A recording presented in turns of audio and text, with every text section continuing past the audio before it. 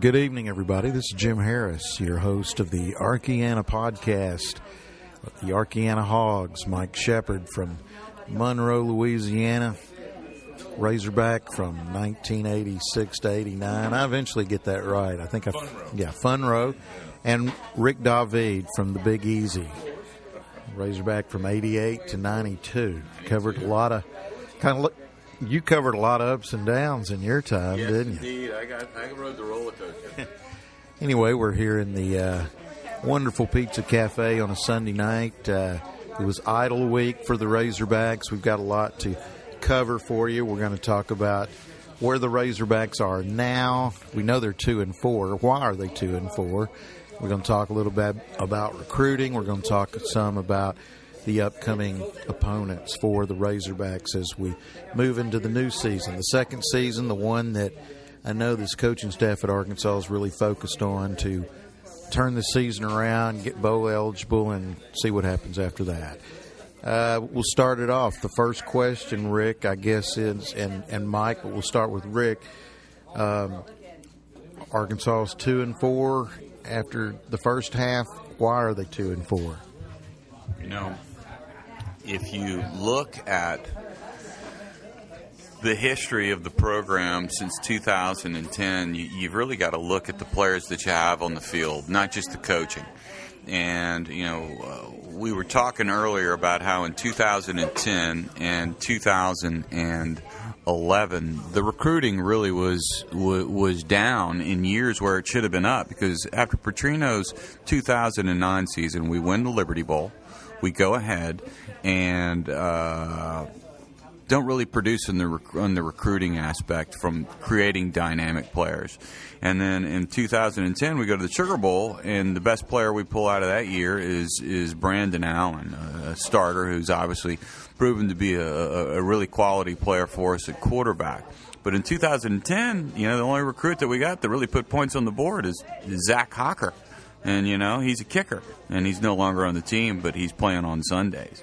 You really have to go back to 2008 to find in-state talent that is truly produced for us. And in that recruiting class, you had a total of, I believe, 6 players that made such a huge impact and actually played on NFL teams. Joe Adams, Tyler Wilson, Jarius Wright, Greg Childs, Chris Gregg, and Dennis Johnson. And, you know, where we are right now, because we were so depleted in those recruiting classes, it's had such an impact on this team where your leadership really isn't there. And you're looking to younger players to fill the void. You know, Brett Bielema takes over a team in 2013 and goes, what? I'm sure in his head. That's probably the best way to put it. You know, the top in-state players coming out in that year were Hunter Henry, who has been nothing but spectacular for the Hogs and is going to be, you know, a first or a second round draft pick, and Corliss Marshall, but he's no longer around. I think when you have to look at the talent before you can look at kind of anything else, before we break anything else down. Mike, your thoughts? Good points, Rick. You certainly have done a good job of doing a retro look at our recruiting. I think in the state of Arkansas, we always face a challenge with the amount of talent that we have that's electric at the top of the game, that can fill our roster with what we need. We've had a common theme this season. We're missing the electric player on offense that makes a difference for us on those plays when we need them. And so that goes right to what you were saying, Rick. Another reason that we're 2-4 is we've played some pretty good teams. Everybody's seen the stat where coming into this weekend, we were the teams that beat us were 19-3 combined record. So we've played some pretty good teams. Texas Tech is the one that even in their losses looks good because they played TCU, Baylor. Everybody knows that whole scenario. So there's another factor. The recruiting is certainly on our minds right now. We've got a recruit in North Louisiana, Spring Hill, that's kind of got our attention right now, who's really considering Arkansas due to a couple of things. Cornelius already on the team, as well as Mike Smith's ability to get in Louisiana and make a difference. So, yeah, Devin White in Spring Hill, Louisiana. So I think some of the things that we need to happen with recruiting are happening. When it comes to our 2-4 record this year, it's also some of the teams that we've played are doing very well. So, just to answer. Yeah, but some of the things you pointed out, Rick, you pointed out Arkansas not getting people out of Arkansas. Really, other than I think of Mike Dyer, I'm not sure what year he came out. Arkansas didn't get him. He was a freshman at Auburn in 2010, so that was one of the players Arkansas didn't get in that recruiting class. But I don't remember Arkansas producing a whole lot of electric players to begin with, other than the year you pointed out. So what is Arkansas? I mean, obviously you have to go find those players somewhere else. And I know Coach Petrino did find, Jonathan Williams, who we sorely missed this year, but certainly it could have been better. It could have been better. And that's where I think Bielema has his strength, is in regards to being able to go out of state and bring in guys that are high level.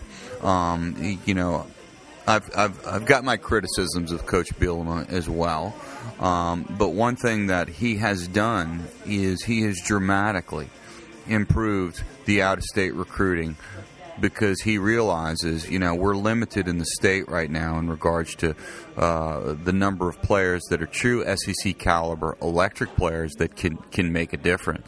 And so he's trying to establish those relationships outside the state, in Texas, in Louisiana. I thought probably one of the most compelling components of looking at this ball club is really from the perspective of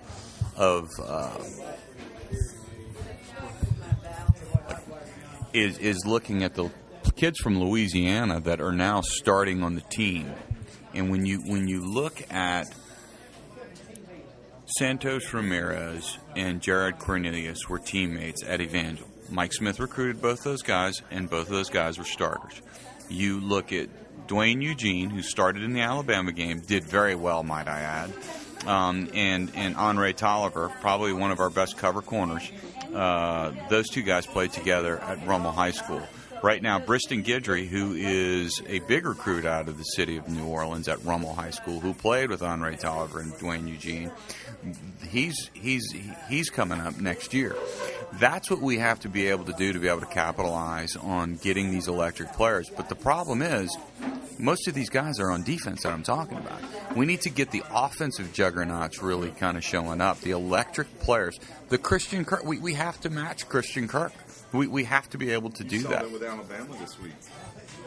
Christian Kirk was unstoppable against Arkansas, yet Alabama has the guys that can match his electricity, his ability. So, yes, we have to have those on our offense. Is Colton Jackson, is he from Louisiana as well? Colton Jackson's Arkansas boy. He's an Arkansas boy, yeah. He's from Conway, yeah. So, yeah, the recruiting, I think we're on the right track. It's interesting to do a retro look like Rick has done and kind of point out that we must get out of state. Now, another factor in state, you could say it's just a matter of the trend. It's a down couple of years maybe. But also maybe looking at what we're doing in Arkansas versus some of the other states. I do think you mentioned earlier, Rick, the spread offense focus tends to steer you to the lighter, more agile athletes where, when I was growing up, you spent a lot of time in the weight room. That was your priority number one. I do see some high school kids that aren't necessarily in the weight room as priority one. So I think that's where we could improve in the state of Arkansas. If you wanted to kind of do an overall 30,000-foot view. Yeah. What doesn't excite me any to hear some of the recruiting people and some of the people on Sports Talk Radio get excited about a quarterback who might be 6 feet tall and 165 pounds and say, that's what we got to have. We got to sign this kid out of Arkansas that's 165 pounds. Or, there's too many guys. And also, I have to say this from my perspective is I'm the voice of the Zebras every week. I cover Pine Bluff High School. Arkansas has not made an effort to even offer some of the 3 or 4 guys, I think, down at Pine Bluff that are Division I players, including John Tate, who's a defensive tackle. Now, I'm told by the people who cover recruiting that they're on better players outside the state. Well, show me then, because I'm not so sure that Arkansas is all that talented to have been on better players outside the state when they're letting somebody like a John Tate sit there and possibly end up going to Ole Miss. Jim, I'm going to support you in regards to what you're saying, because if you got an in-state guy that wants to be a Razorback, guess what? He's going to run a little faster, work a little harder for you, because guess what? He wants to be a Razorback. That's so important. It really, really is. Coaches, though, I got to say, I'm admit to it. Being a former coach, when you see a guy that's big, fast, and strong, and he's interested in playing ball for you, you go for him. And that's, I don't care where you are. You could be at LSU, you could be at Alabama. If you can find a guy that's willing to kind of commit to you, that's a little bit bigger, a little bit faster, a little bit stronger from out of state, they're probably going to go with him, unless the coach has got a really strong feeling for those in-state guys, and I'm partial to the in-state guy. Well, the perfect example of it not being exact science and everybody having opinions, and they're not necessarily right, because coaches make mistakes. There are recruiting mistakes made. Is take, for instance, Jamal Anderson when he came out of Little Rock Parkview. Arkansas got on him because Ed Orgeron got on him and saw an athlete that he could make a player. Now, I know that Jamal Anderson was a receiver, a 200-pound receiver in high school, 6'2", but he was athletic. And until Orgeron got on him, I think Arkansas was just going to probably let that slide. And fortunately for Arkansas, they had enough. He was an in-state player and a connection. He came up there. He made All-America and was a first-round draft pick in the NFL. Now his pro career didn't end up like he wanted to, but all that beside the point. It's an example of if LSU starts to make a push into Pine Bluff for a couple of these players. It's kind of sad that that's what might have to happen to get people excited there, instead of making trips to see 6-foot, 160-pound quarterbacks around the state. I mean, I just have a problem hearing that that's what we're looking at, and not at the Pine Bluff game the other night to watch a 6'2", 200-pound quarterback, or a 6'5", 290-pound defensive tackle. No doubt about it. You don't want to have to follow someone into someone's living room, if you will.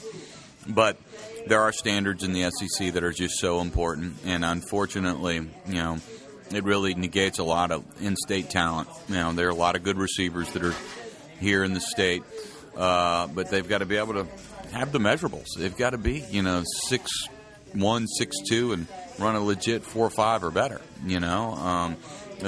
There's standards now in the SEC that are there. You look back in the days when Mike and I were playing, you probably signed 10 to 15 guys out of the state of Arkansas, but the game has changed, and you can't do that anymore to be able to compete in the SEC.